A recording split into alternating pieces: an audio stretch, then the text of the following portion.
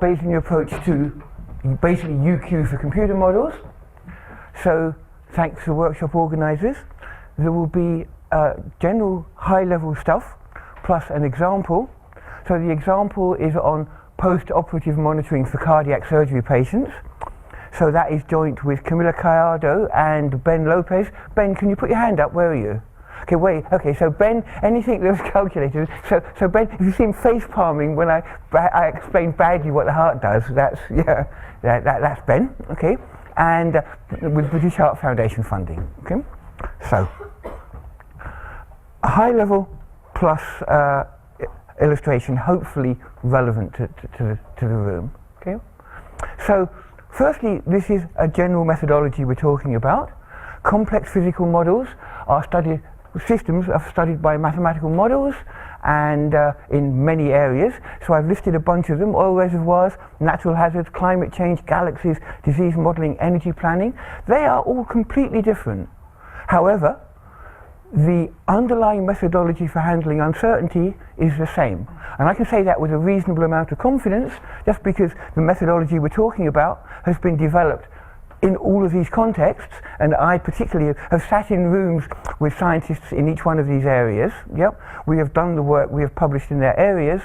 So what we're talking about here is a general methodology. Okay, like there's agricultural statistics, there's industrial statistics, but there's statistics. Okay, so let's have a very simple example just to set up what we're doing and what the difficulties are. A really simple model. We have one input x, one output fx. So that's described by that pink line. I want to know what x is, so I'm going to make an observation. So I'm going to make that observation with error. So the pink line curve is the function going from x to f of x.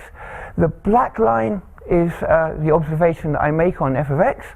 The dotted lines are the errors plus or minus. And so basically you can see that I see where effectively the dotted lines match the pink line, drop them down, and the green values are kind of the x values which are consistent with what I saw in the model, the red values are not. Okay, so in principle that is computer model uncertainty analysis. Why is that not the end of the story?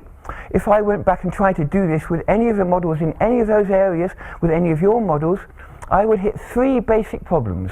I think it's always good to be clear about what the three problems are. Firstly, I can't draw the curve because it's expensive. Every point there will take loads and loads of computer time, so I can't draw the curve.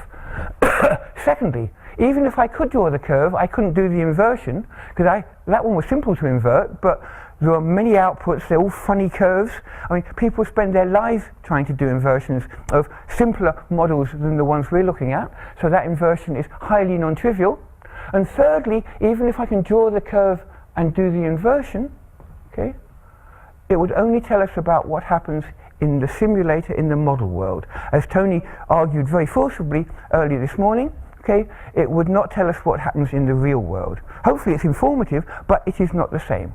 So these three problems, can't draw the curve, can't make the inversion, can't relate it to the real world, or can't without methodology. Every model that we look at has these three issues, and overcoming those issues is the challenge in each case, and there's a common methodology because that's what we want to do.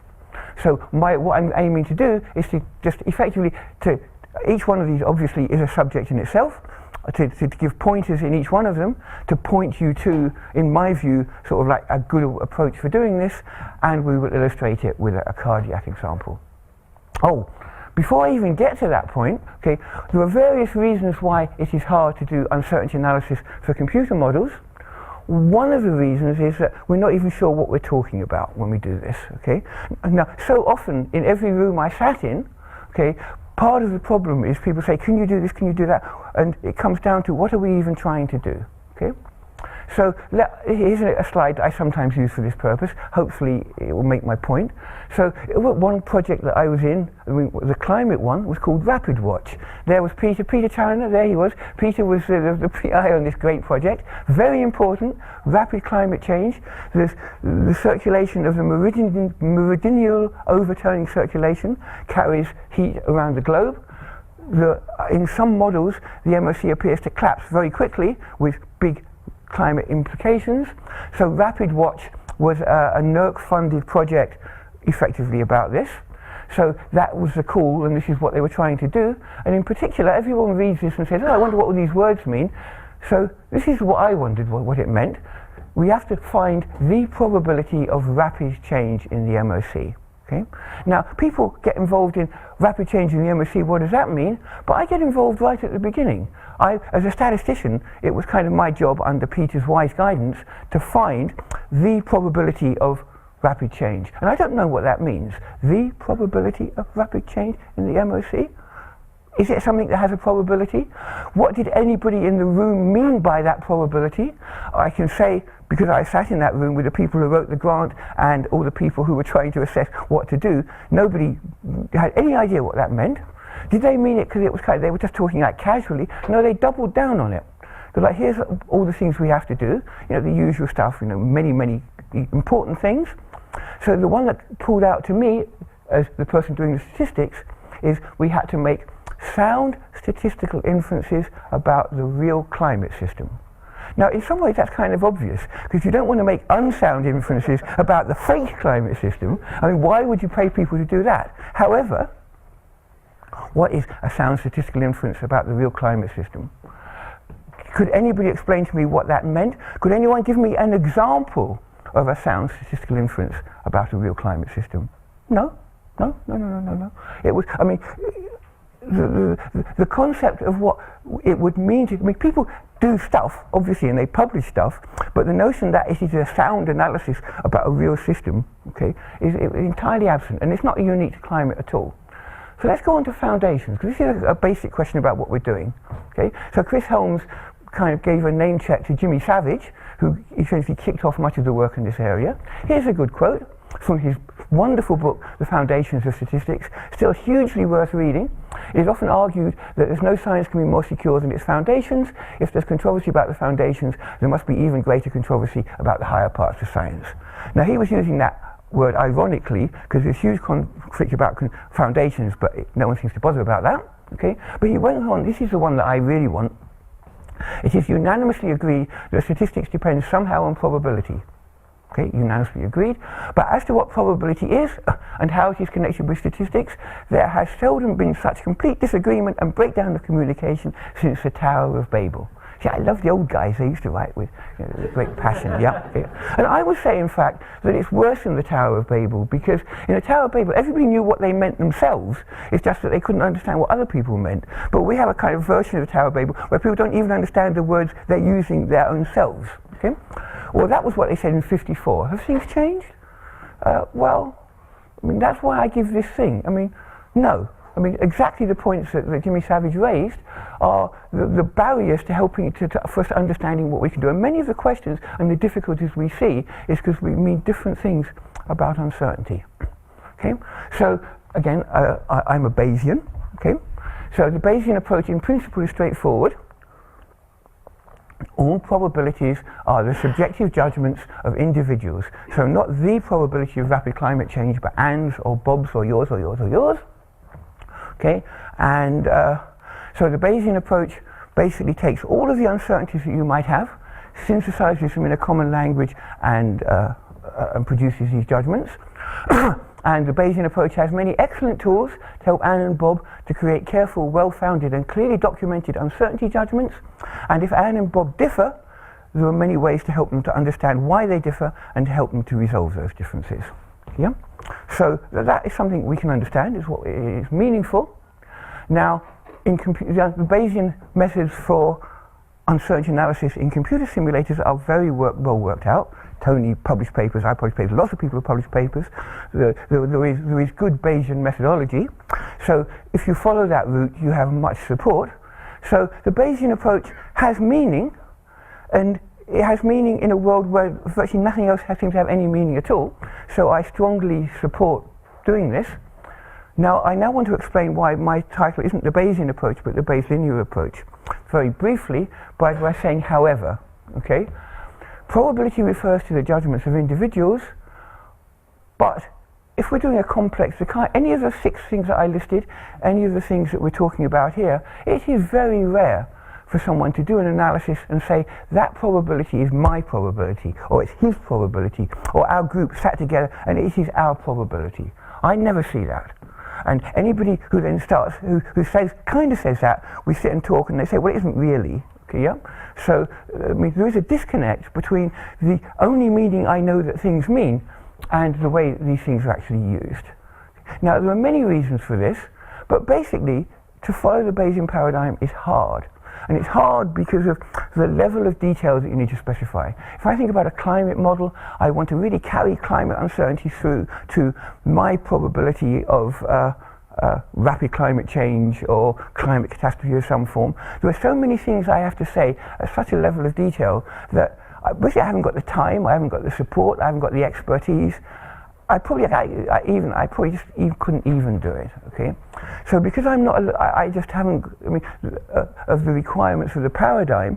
One of the reasons it's such a good paradigm is it's so demanding. But then because it's so demanding, we can't follow it. Okay, so that raises basic questions, I think, about what should we be doing. So I'm just going to very quickly say, that I take a slightly different view. Okay, everyone says that statistics is related to probability. I say no, actually, okay, because of all the level of detail here, I'll say this quickly and then we'll move on and we can kind of forget, but I just put a marker down, okay? So the Bayes linear approach starts by saying, not that I think of probability, but my expectations as primitive. And the reason I do that is because if I think of probability as basic, I have to tell you every probability before I can do anything. If I tell you that expectation is basic, I can make expectation statements, the ones that I need, and put them together. Okay? So let me just say, okay, obviously this is a big topic, it's a talk, which obviously I'm not going to give, but this approach is similar in spirit to full Bayes, but it's simpler to specify, it's simpler to analyze, so it has advantages like that.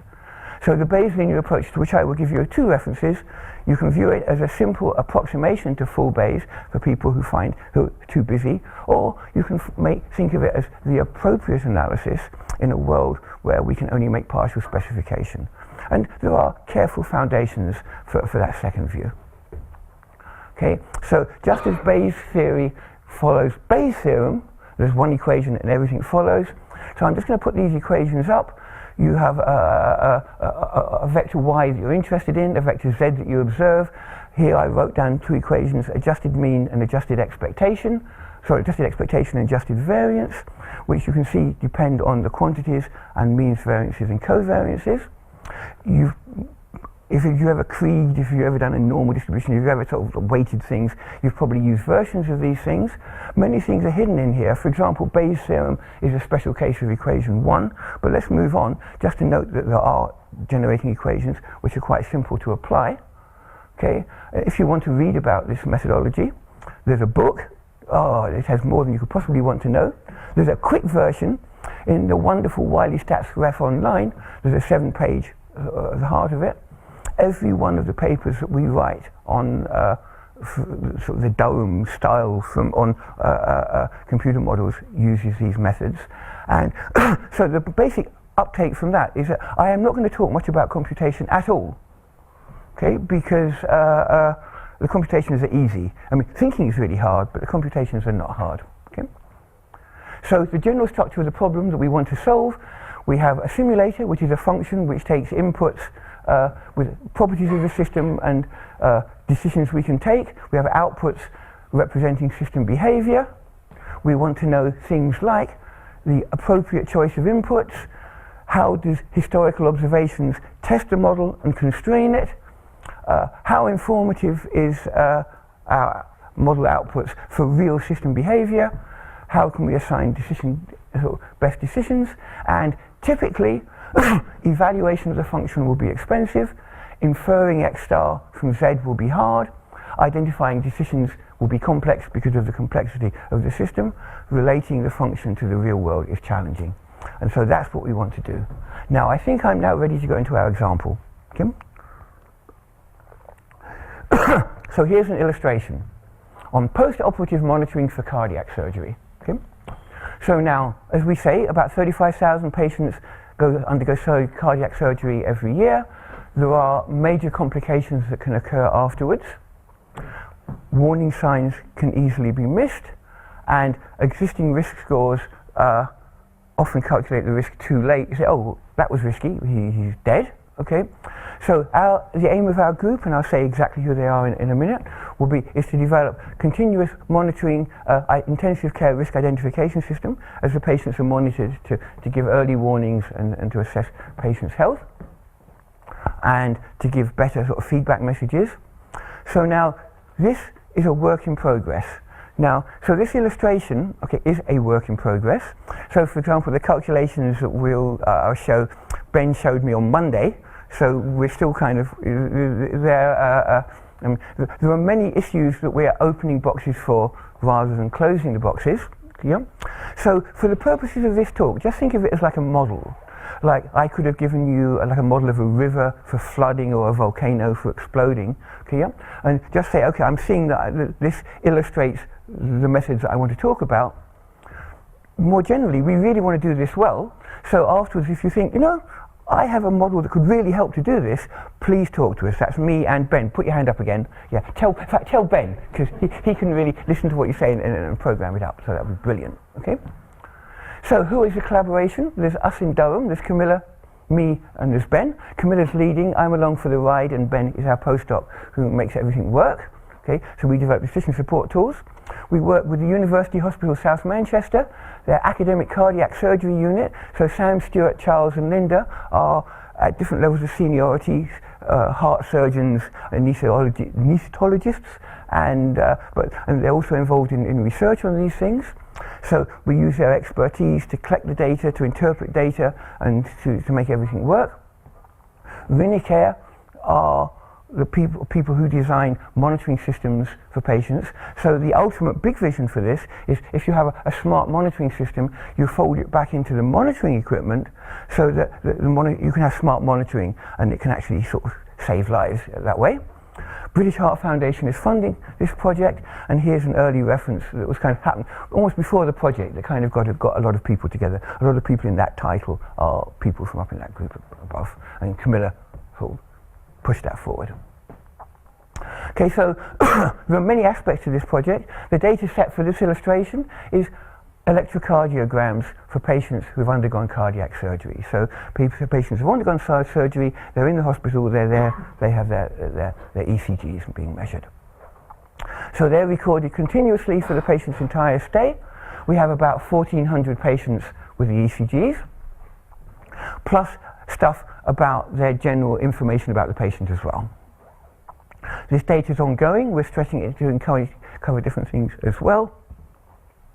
And they did not routinely collect all this data. So it's a valuable resource. I think, I'm not sure how many places have this, but it's a good resource on which to build this kind of a thing. Okay, so there are many things we can be interested in. We're interested in atrial fibrillation, okay, which has a bunch of negative outcomes as listed. Swift diagnosis is really important. You want to catch people being in and catch people being about to be. And there are various characteristics that you pick out from the ECG pattern. These irregularly irregular, I've been learning to say this, ventricular contractions, okay, and no sinoatrial organization.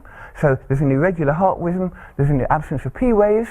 And so how the current practice certainly in Manchester is there's a 10-second rolling window, and if a clinical professional like Stuart or Linda is passing at the time the AFib happens and they can detect it in their 10-second window, perfect, but you can see they have to be there. It's a limited window. There's a lot of noise and distraction on this. You know, you can imagine the system could be better. Okay. So here, for beginners like me and for anybody, the stats people in the room, here's our picture. There's the P wave initially, which is the depolarization of the atrium. There's a P wave. Okay. Then there's the depolarization with the QRS, with a big peak there, and then the complete repolarization up above. Okay. That's healthy. Okay. So here we have two ECGs, which our doctor may be looking at. So the first one is normal. The peaks are well spaced. There aren't lots of other funny stuff going on. The things at the bottom are in AFib. The heartbeat's irregular, no clear pattern. It's irregularly irregular, and there's no P waves. Okay? So being an AFib involves two things. It's irregularly irregular, sort of big bumps, and absence of P waves. Now, our project involves both of these things, but for this illustration, because I'm going to run out of time, I can feel myself running out of time already, we're just going to talk about the effectively the peaks. Okay, so we're going to ignore the P waves at the moment, but I'll make a comment at the end that says we do, how we treat them is exactly the same. Okay, yeah. So they're only omitted for the purpose of illustration. Okay, so what we do is we take 5-minute windows. Okay, we then we look at the RR times, so that's peak at the top to peak at the top. Okay, and basically we look at their distribution and see, is it regular, is it irregular? Okay. So an RR time, as ever, is very important, because I'll be using this a lot, is the time between an R peak and the next R peak. Okay? And the more regular that is, the better it is. And the more irregularly irregular, the worse it is. Yeah, okay? So how the RR times are distributed defines the heart rhythm for the window. So here's 6 hours of patients and their RR times. So the purple line is when the doctors believe they went into AFib. We've taken a little window at the beginning, and there's a CDF of RR times. See, nicely peaked in the middle, everything's fine. Here's one which is a bit more problematic because it has a premature atrial contractions, PACs, okay, and then compensatory beats at the end. So as well as our nice peak, we have our sub-peaks, which will be potential causes for concern. And here we've gone into the AF part, and you can see it's all over the place. It's irregularly irregular, okay? So now, it's easiest to understand these things by looking at the PDFs, but just as when you make inferences about distributions, you often look at the CDF because it's just easier to look at.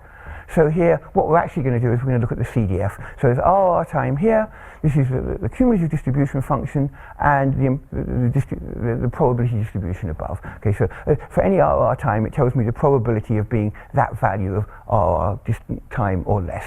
Okay, and so the blue is regular, the green is that one that has some little bumps, and the red is the highly irregular one.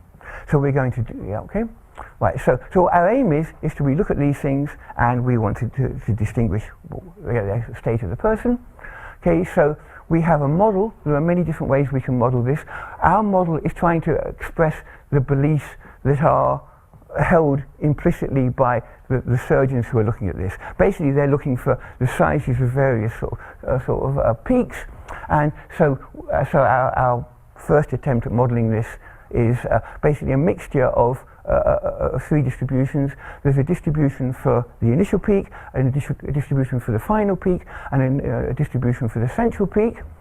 And so the parameters are the proportions of the density in each peak, and the means and variances. These things are normal apart from the middle one, which has a funny mixture between a normal and a Laplace, and that's strictly because if you have a pacemaker, your beats are far more regular, so that just allows you allows us to switch over, so that for people with pacemakers. So there it is, that's just saying these things, okay?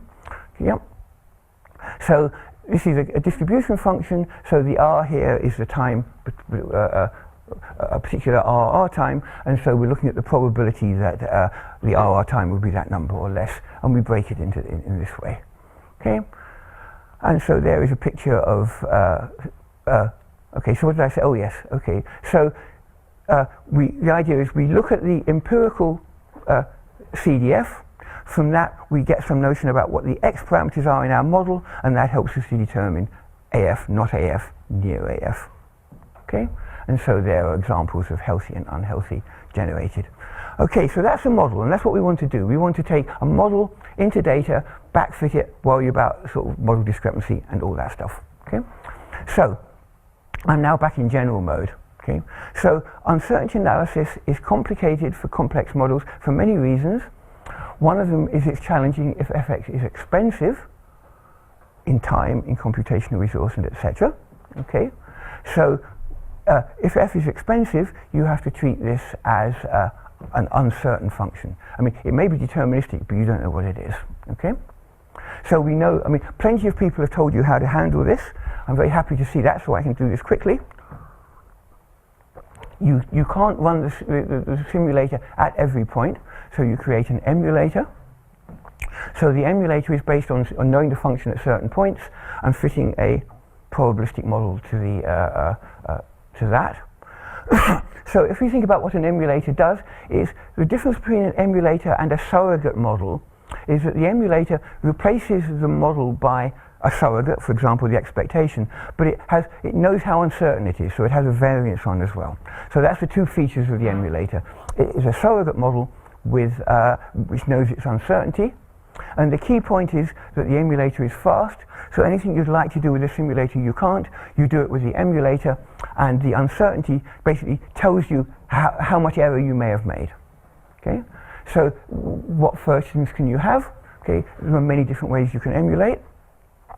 Let me give you again my high-level view about a way that I like to think about this. Basically, you split the function into two parts. One part is, if like the global variation, there's a surface, for example, polynomials, okay, which you can learn about. So if I imagine I want to learn about f, I make observations of x. Anywhere I put my x's tells me about the global form. Okay, because I can fit that polynomial just from points everywhere. And then what's left, of course, because the polynomial is only an approximation, okay, so I don't know what's happening locally in a particular small area. So this is where people have talked about Gaussian processes or whatever. Okay, then usually you put that into the residual. And the point about the Gaussian process is you only learn about its value by getting close up. Okay. Now, different places and different styles differ from how much effort they put into the global form and how much effort they put into the local form. I tend to prefer putting a lot of effort into the global form, which doesn't mean fitting a very high level thing, but it means thinking about it very carefully, partly because I can't get everywhere, and partly because to me there are many things you can do later which are just better if you fit a good global form. Okay, so let me just in case you haven't seen this, okay, so before I drew a curve and I did an inversion, so now here's my emulator, so the blue is the mean, these plus or minus standard error terms, that's my emulator, so it's blue and red, they're both the emulator. So here's me, I now take my observation, and now when I do the inversion I have a bit of extra error because of the emulator error. But you can see what I couldn't do with the function, I can do it with the emulator with extra error that I know what it is. Okay? So mostly, most of you I think many of you have these emulation skills. Let me talk very briefly about fitting them. So you take a sample of runs, evaluations, the more the better. Okay? You basically use your favorite statistical tools, generalized least squares, maximum likelihood Bayes, and expert judgment to guide you. Okay, and so let's go through, in a sense, if you were my student starting off on emulation, what would I tell you to do? Here's an approach I might suggest. Start with a space filling design, and of course you can only fill as much space as you have a budget for runs, but there are ways of creating intelligent designs. A model will have many outputs. You have to decide which ones you want to actually construct emulators for. For each one, you're very carefully trying to understand which are the key drivers, so you don't build your global form in all of the variables, because a lot of it is not, a carefully constructed emulation set will have some outputs which are heavily driven by not all of the inputs, but careful collections of them, and I will build my emulator on top of my judgments about this, both my judgments and my exploration. So I now have to fit a model like that. How do I fit that model? Remember, I have to choose the betas, and I have to choose my parameters for my Gaussian process. There are two ways of doing it. The first way is you can say, well, I can put it into a big magic maximum likelihood Bayes thing, whatever, and fit everything at once. Or the second thing you can do is you can fit the linear model, take the residuals, and fit the Gaussian process to the residuals. Okay? Now, people who are technically fly tend to prefer method one because it seems more powerful. All I can tell you is, unless you're really, really, really, really good, do the second method. The second method is so easy. You just fit a linear model, take the residuals out, and then just put them into a Gaussian process package, and that will be okay.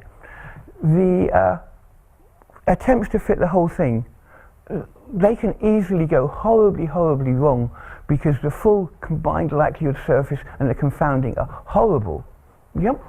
So you need to break that. And so I'm just saying that if you have problems fitting emulators, try fitting the global, taking out residual and fit the residuals to that, because that's easy and that won't go wrong. I mean, there's arguably a tiny % of power you lose, but in fact you don't, because for more complicated reasons. But anyway, do that. Okay, fit a linear model, take residuals out and fit the Gaussian process to that. Easy. You then look at the scientific plausibility of each emulator. One of the reasons I advocate fitting a global model is that you can look at it. Okay? And the key things you want to ask, the inputs have meaning, the outputs have meaning. So if I look at a linear model, I say, oh, it appears that if I increase this input, I should increase that output. Is that sensible?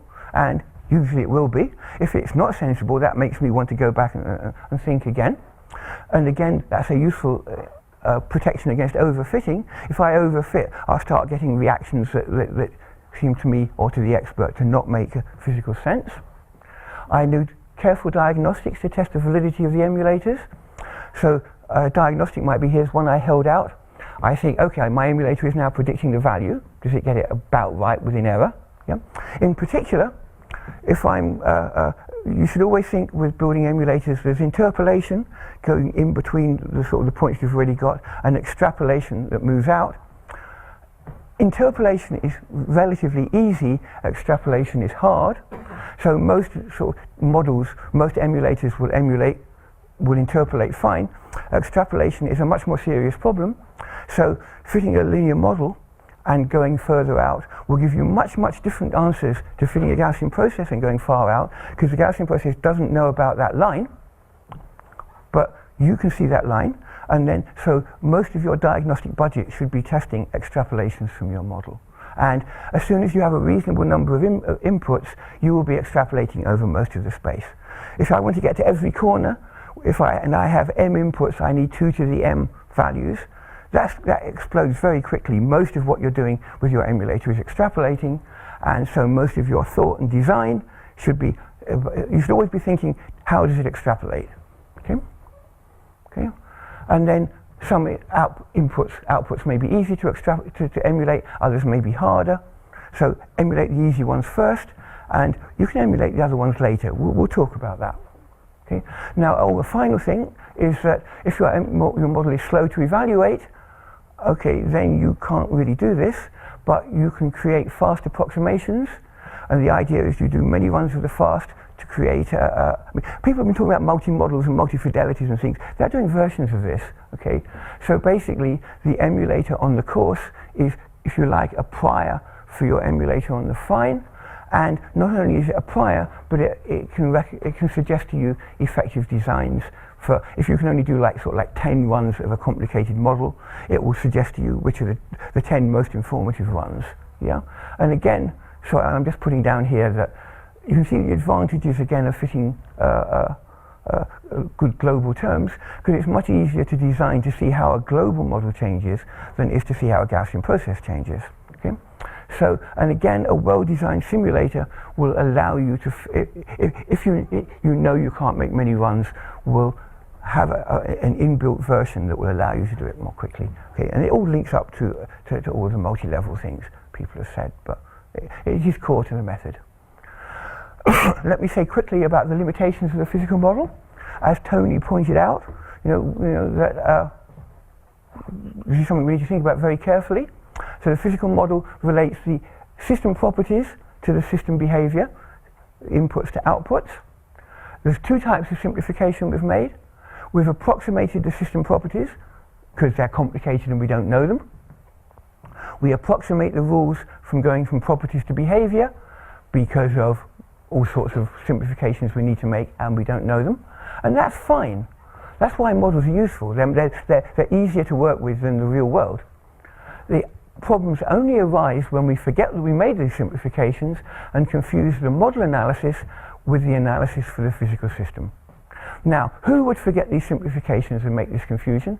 Everybody. I've never been in a room where people didn't make that confusion, simply because modelers, they've done the model. Oh, I'm so tired. I want to just put that out, and then I'm going to make another model. Okay, so that confusion is so easy, but as Tony very much pointed out, there are consequences of forgetting that. Firstly, a total lack of integrity, and secondly, bad analysis. Okay, so the model discrepancy, just to put it back onto the slide, is the dotted lines now go. You get extra dotted lines around the model as well as around the observation. Okay, and these actually have interestingly different properties. But anyway, yeah. Okay. So anyway, so I now want to say a little bit about thinking about model discrepancy, and that is a huge subject, obviously. So I'm just going to have two slides. If you came to me and said, you know, I'd like to talk about discrepancy about my model, I would start by the following structuring. I would say that I would suggest you think about internal discrepancy and external discrepancy. Okay? So internal discrepancy is any aspect of discrepancy you can assess by experiments on the computer itself. Okay? So for example, you've held certain things fixed. You can then you can relax that. You can vary them. You've treated things as constant over time. You could run some runs where you vary them over time. If you have a state vector that propagates under very strict rules, you can try relaxing those rules a bit. You can play with the simulator, okay, and get some idea about how the assumptions that you've put on are creating mismatches between your simulation and reality. Okay. Now, when people get into so when people do this, they often quite get into this because they see that they can do this, they can explore it, and they get discrepancy numbers out. Plus, they get different correlations between discrepancies at different time points. Discrepancy in the past, discrepancy in the future. Well, each time we do the run, we get an error at the 2 points. We can see whether errors propagate, whether they die out. We can get a feeling for this. Now, discrepancy analysis can be an expensive business. So, for example, again, I might recommend if you tell me, well, you can only do this at a few choices of X. So for a few choices of X, we'll run experiments. We'll get some notion, say, of discrepancy variance. Okay. Then how are we going to fill it in for the rest of the space? Well, maybe we'll create an emulator for discrepancy variance. So we can then say for any point in the input space, we will have a notion of discrepancy. And again, simulators should be designed to help you to do that, to help you to question their assumptions. That leaves external discrepancy. There will be things that you just left out, like processes that have been omitted or tricks you've done on solutions or whatever that you can't get that way. Okay. So how does the external discrepancy get done? It gets done by expert judgment and statistical estimation. And because you've already taken out some of the stuff, it's usually easier to do. The simplest way is just to get the person to give a feeling, say, oh, now I've accounted for all that, maybe there's about a 10% error. Okay? And it's better to say that than to pretend that the simulator is perfect. It's better, obviously, to think carefully about it, and this is where this could be a talk. Okay? So if you think about the limitations of the model, and you think about the limitations of the way it describes how system properties go to system behavior, then there are ways you can think about this. Now, I tend to call, sometimes, if I'm trying to sort of get people to really think carefully, we talk about reification. So reification is to take an abstract concept, like a model, and treat it as if it was a real thing. And reification is usually a mistake, because people don't do anything, they just say it's real. It's what you would need to do to your model to treat it as a genuine tool for inferring about the real world. And so I'm going to give, this is clearly a subject, I'm just going to give you a reference to, if you say, oh, how could I possibly do that, to how you could do it, and I will also point out that you will end up with a reified simulator which you cannot evaluate, but you can emulate. Okay, and so that will be. So the concept of both of these slides is, yes, discrepancy is a thing. Yes, there are structured ways that you can deal with it. Okay, it's not. It should be part of your kit.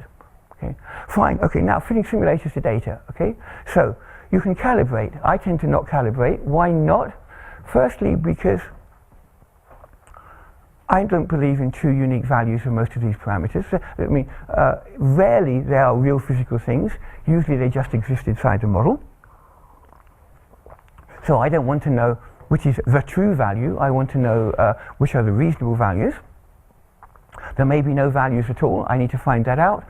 And full probabilistic calibration for complex models is a very difficult thing. It's very twitchy, very hard to do well. Okay? If the models are complicated, multimodal, and etc. So what I do is something I prefer to do. Obviously, sometimes I will calibrate, but it's something called history matching, so I'm bringing it to your attention. So history matching, so we have a set of outputs, Z, okay, which correspond to some of the outputs from my simulator. So I want to find which input choice is X. If I ran the simulator at those choices, would give me outputs that look like Z. Okay? So that's what that says. Okay? So if the data is informative for the parameter space, then my collection of input choices that match the data will be quite small. If it's empty, well, that tells a story all by itself. If I want to do various decisions that are consistent with the model, I will compare the effect of basically my decisions inside that set of matched values. So if I did it, that picture that I showed you before, it was a history match, okay? Where that green is exactly the choices of input parameters, values for X, which modulo all the uncertainty in the problem, match the data. That's history matching. It's a natural thing to do. Yep. So how do we do that? So basically, we checked how many standard errors we were away from between the observations and our what the model predicted. So there we go. Yep. So we look at the number of standard errors between expectation of the emulator and the values we observed. And if that's large, we would then say that looks like a red point to me. Yeah? And there are things like Puckelsheim's 3 sigma rule, which says that any unimodal distribution that's continuous, 95% of the probability is within 3 standard errors. For example, there are rules like that. Okay? So we can take our implausibility over collections of outputs, and the key point is that we do this, we reduce the space, we resample inside the space, and we do it again. So let's do it in the example again.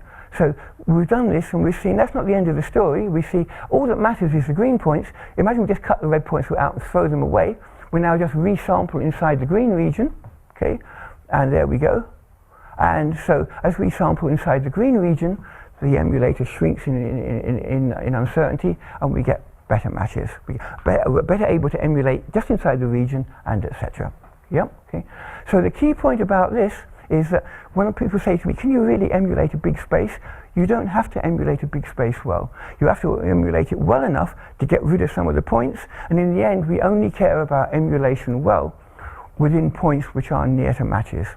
Further, if I have 2 outputs, if I can emulate one well right now, I can use that to reduce space. In the reduced space, I can now go back to my second output, and I can emulate that. So emulation is an iterative process that matches with history matching in a natural way. So I strongly recommend people interested in doing this to try history matching. It is a powerful method, and when people try it, they tend to think, "Oh, okay, this is good." And it's easy to control. You don't have to be a tech wizard in order to do it either. Back to the example. Okay, so now I've said the 3 things: drawing the line by emulation, structural discrepancy, and then history matching to do the inversion. So let's bring these tools to this.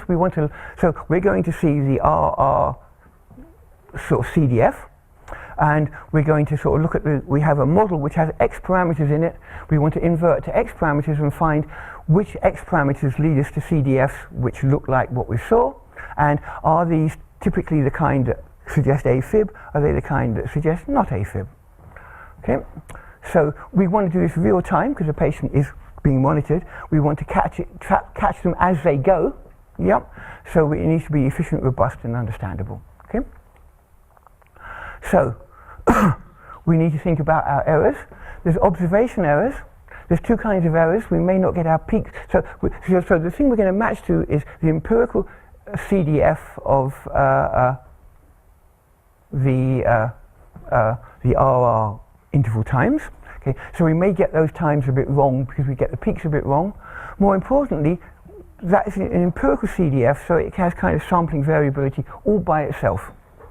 And then model discrepancy. Okay, so the model basically expresses the kind of patterns that our doctors, our expert surgeons are trying to find. So they're kind of mentally inverting to those kind of patterns. So those patterns give you a kind of mean of what they're looking for, but you can see that in fact the distributions could be different from that. Okay, so we need to think about that. Okay, so the basic structure here is, so remember, so F is the model CDF if X star was true. Y is the CDF in the full population. Okay, the R is a value of the of RR times, and so F is going to tell you the probability of getting an RR time that's little r or less. We're going to add on our structural error to get to YR, and then we're going to add on an observational error to get to ZR, so that's our model at the bottom. Okay, the CDF evaluated at any point in our empirical CDF is F of that plus that plus that, so we're going to bring different X's up, say could they be X star, and that's our history match. Okay, so the measurement error, well, we've said that it's we're trying to estimate the CDF values, so it's basically at any point it's basically binomial sampling. So to an approximation, we're putting in the binomial probabilities, which gives us a variance which is as an approximation, so we slightly inflate it to take into account that we've approximated it. Model discrepancy. Okay, so what we need to do is effectively those shapes we showed were really the means of a range of different distributions that we could see. Okay, so what we're going to do is we're going to basically think about a discrepancy error to be again a kind of like a binomial error, but scaled by a parameter which gives you a value of a magnitude of epsilon r. Partly that's because intuitively, if you we should sit down and think about it for a bit, it would seem not unreasonable, and partly because that fits it into a nice family which will allow Ben to do like neat simulations for it. Because effectively, I mean, so yesterday Chris Holmes was basically telling you a lot of properties of the Dirichlet process, and effectively that means that we're putting down a Dirichlet process is our prior over the true values of the y's. Okay, so that so a Dirichlet process is a probability distribution on probability distributions, and which there are standard methods to simulate. So we have a method. So we put on a Dirichlet process which can allow us to give a lot of variation or not much variation, and it's kind of controllable, and which we can then simulate. Okay, yeah. So here's just an example, just to give you a feeling for it. Okay, so f of x is blue. Okay, so I chose a particular x. Okay, I ran it through the model, which gave me the blue line of the CDF. I put a plus or minus 3 standard errors from the 2 errors that I have, and then I take a series of simulations, which are the wobbly grey lines, and you can see that they lie within. So that's the kind of level of variation that we're seeing. Okay. Now, okay, so we're now going to do our history match. So our history match says that, okay, so we have a patient, they have a 5-minute window, they have their CDF, okay? Now, we'll take a particular point, maybe a particular R value, okay, and we're going to look at the proportion in the empirical population who are less than that. We are going to then compare that to, in our distribution chosen by our model, what's the proportion. We're going to compare that, and basically we'll look at how many standard errors there are on that. Okay, so if I was just choosing a single cutoff point, maybe I could choose a standard RR value, and I'm just going to match the data matches my model if the proportion that are less than that in my model match the proportion that are less than that in the world, okay, then that would be the end. I could do that easily, but of course it's an interesting question to match a whole CDF, because there are many matches that you could do. Okay, so what I'm now saying, go back to this thing here, I can match any individual point, but there's lots of points that I can choose. Okay, so what I then want to do is that I want to shrink that down to a summary statistic. Okay, so it could be I take that implausibility for a particular match at a particular point.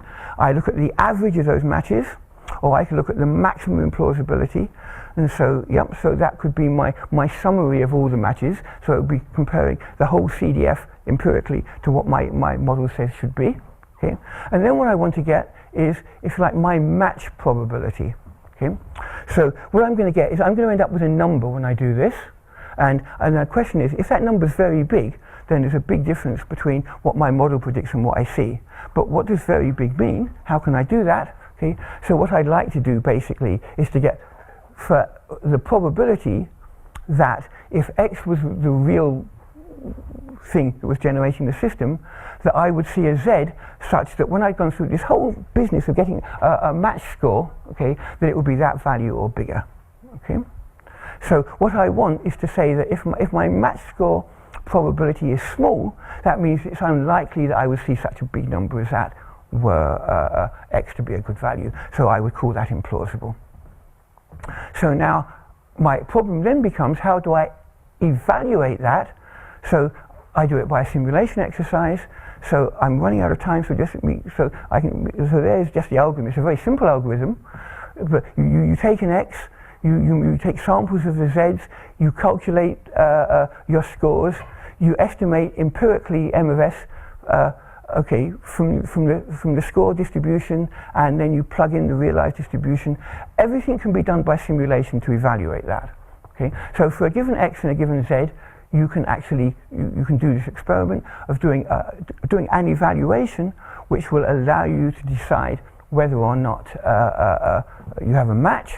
Okay, and as I said, we applied it to two different things. We applied it to the mean of the implausibilities. How does it match here, here, here, here, here? And the maximum, what's the worst possible match? Okay, separately, and we have two scores. Okay, now the problem with this, of course, is that suddenly becomes an expensive operation. There's actually hidden behind that, there are a lot of simulations and there's a lot of things you need to do. You can do them, it's not difficult, it's just that it's quite time consuming, so to do this in real time becomes expensive. We build an emulator, see? Yeah, I had to bring an emulator in at some point in this example. Okay? So we now emulate the match score. Okay, yeah? So effectively, so what I now have is that if you tell me an X and a Z, okay, then I'm going to build an emulator, and that will tell me what I think the match score should be, and then I can compare, or what the threshold should be, and then so I can compare them.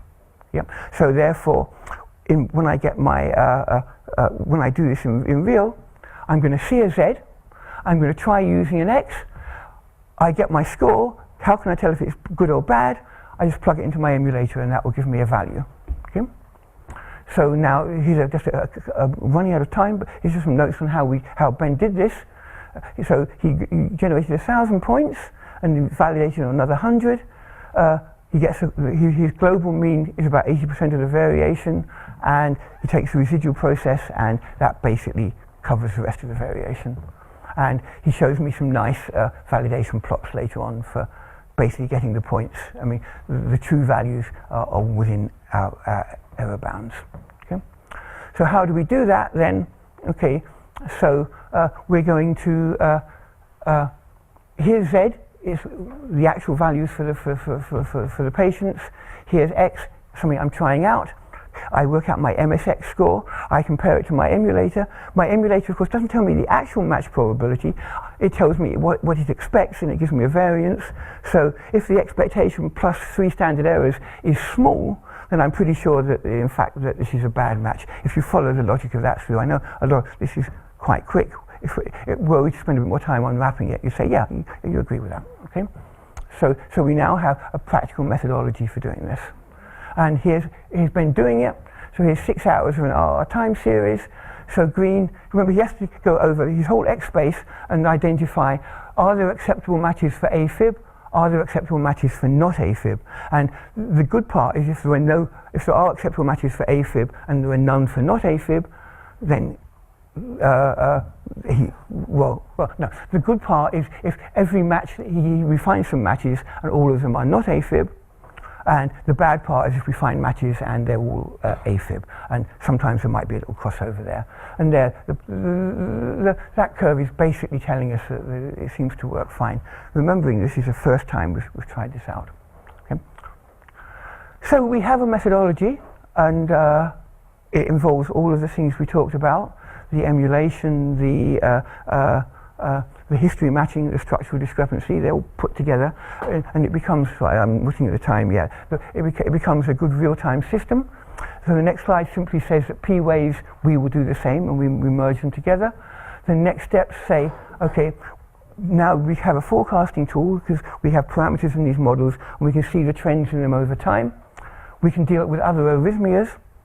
Now, there's a point here about the fact that our model is a model of the doctor who is actually making these diagnoses, and we want to sort of capture them and then hopefully refine them. But mathematical heart models would live beautifully in here if we had something that could actually, we could actually take through.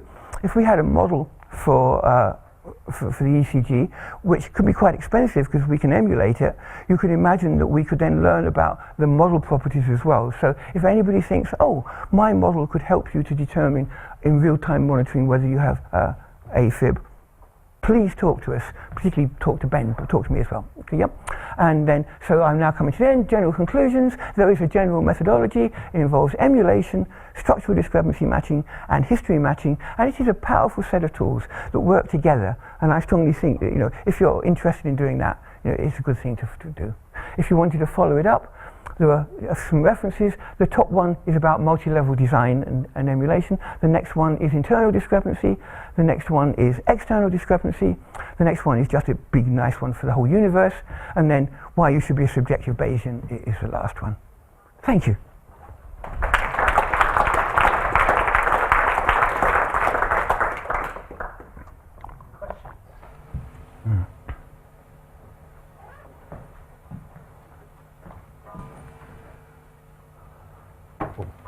I've got one. I was just rereading it again. So let's say we had a model with like an awful lot of parameters in it, and often you want to fix some of them because it's a bit of a pain, or you might be more certain that they don't do as much. Do you have a good recommendation for how we might look at all of the parameters initially, and then come up with some model discrepancy scores for fixing those parameters? Well, effectively, I mean, that's an aspect of internal discrepancy. Yeah, definitely. And so what you would do is that you would say, okay, that you would you compare what happens as you vary these parameters. So you end up, maybe you've done the sensitivity scores, and a few of these things you think don't seem very sensitive, yeah. So you say, okay, let me try and see what would happen if I ran it, if I put all of these and I held them fixed, yeah, at some not totally daft values, okay.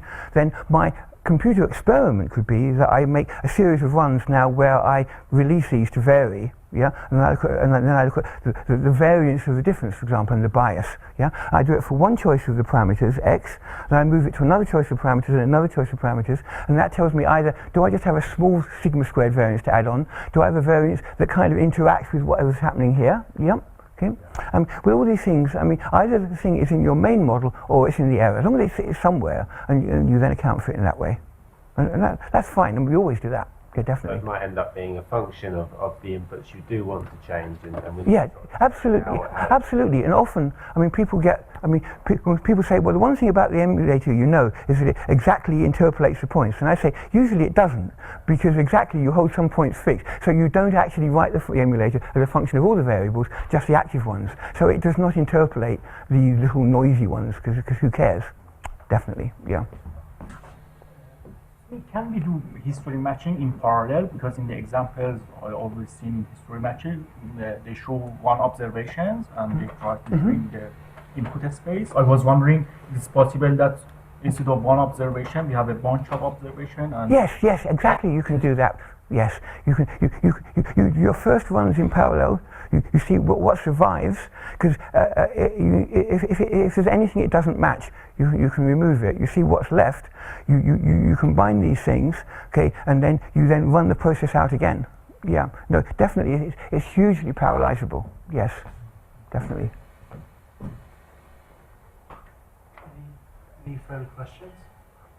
Fine. So can I just say again, if anybody has a heart model that they think is relevant to online monitoring for whether somebody might be about to go into AFib, even if it's a dead complicated model, especially if it's a dead complicated model, then we would be very interested in talking to you.